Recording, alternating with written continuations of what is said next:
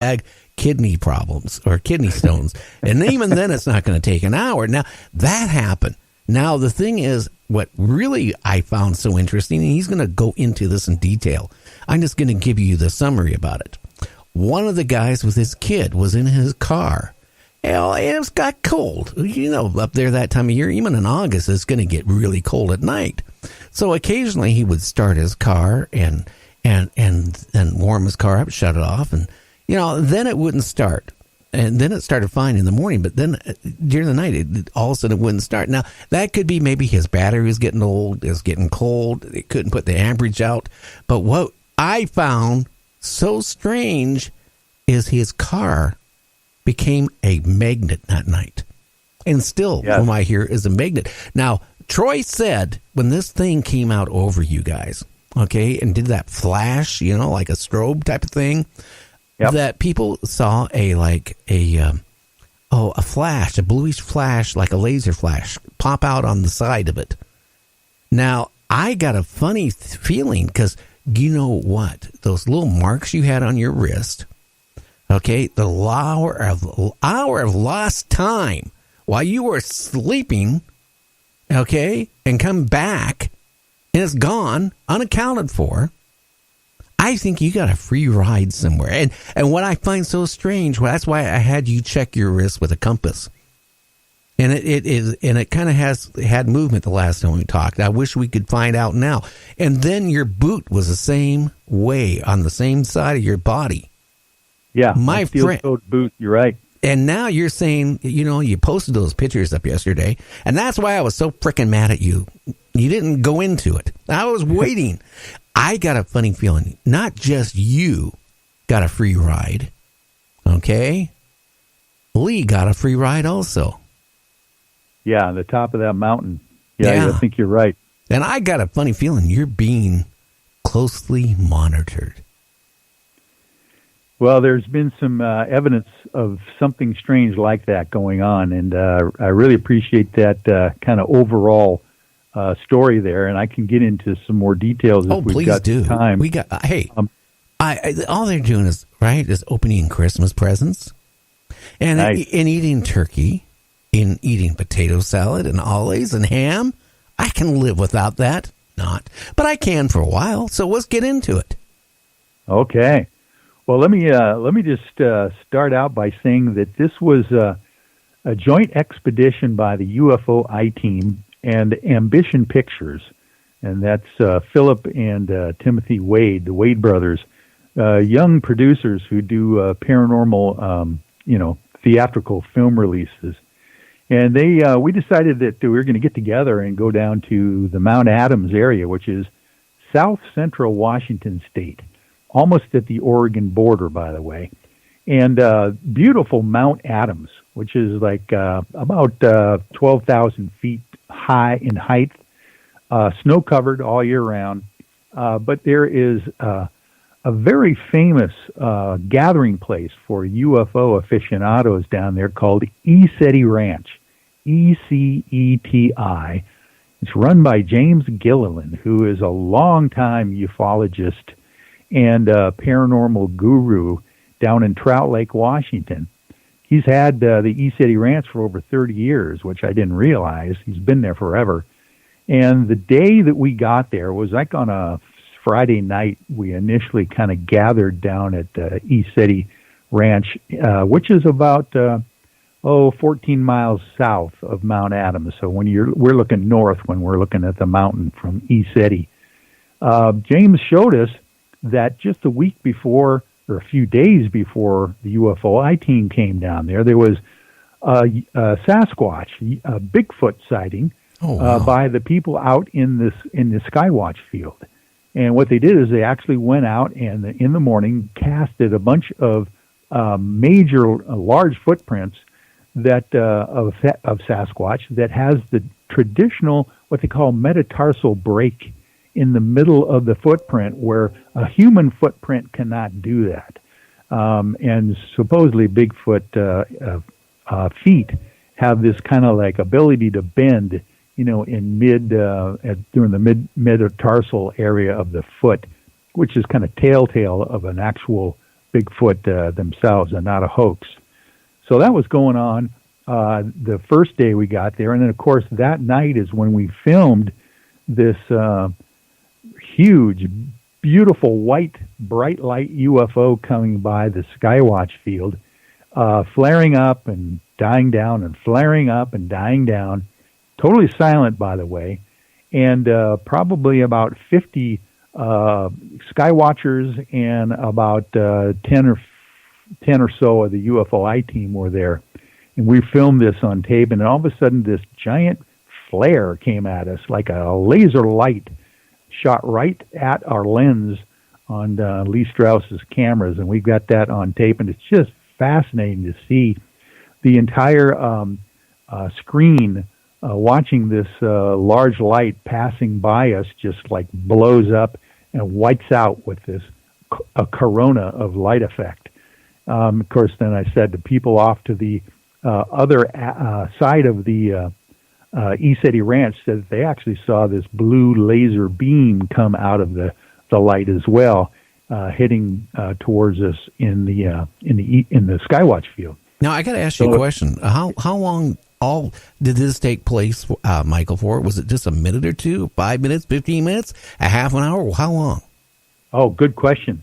The Ray Leo, one of our female members of the UFOI team, was the first one to see it, and it was off far in the distance, off of the it would be to our left, coming over the horizon. But there was a low cloud level that night, intermittent cloud level, about 2,000 feet. So this was below that. So the ship gives you an idea how close this was when it came over our area. I would anticipate this entire sighting took probably 5 to 8 minutes to go slowly from our left to our right, and then disappear over the horizon in the right as well. 5 minutes is a long time to be sitting there studying and filming a phenomena that was very unusual. So it was long enough to get it on tape and to be quite impressive. Oh, well, hey, I just now went and looked at your Facebook page, my friend. You are looking damn good. Yeah, what do you think of the new hair, huh? I like it. I mean, it looks nice. I like the color. It's better than my green hair. Yeah. So now, when this UFO, I mean, did it go slowly disappear, or did it go slowly and then go like gone, or how did it leave the area? Well, good question. It did not zip off, no. But Ray Leo was mentioning the fact that the thing actually changed direction off to the left-hand side of the horizon when we saw it, and then started coming towards us more, and actually slowed down, she says, before most people caught the attention of the thing. And, of course, we have laser lights and pointers and those kinds of things that we are very careful of using, because we don't want to use these at any aircraft or commercial or military, craft coming by. Yeah, you get but in when trouble. we find out with our apps on our phones, with the Skywatch apps and the satellite apps, ISS and those kind of things, that this is not one of the normal space junk or satellites that come by, then we feel free that we can use our laser lights to kind of bring the attention to where this craft is. And we don't shine it directly at it, but we circle it usually to try to show folks where this thing is and bring their attention to it. So she did say it changed direction, and it slowed down dramatically when it came over the ECETI Ranch Skywatch field. And it just kind of kept that pace and kept going right off to the right-hand horizon and disappeared behind the trees on the horizon without basically changing speed at that point. Now, how many people actually decided to go home early after that encounter? Okay, come on. I would have. I'd tell you what I would have done. If I would have been on my motorcycle, I would have had my big ass right on my motorcycle, and I would have been gone and said goodbye. Maybe if you could have heard me through the rumble of my, exhaust pipes. Or I'd been in my car and I ain't going to stay here. Yeah, that was dramatic. And the fact is that immediately after that flash hit us from this craft, Lee Strauss, our cameraman, got this massive headache.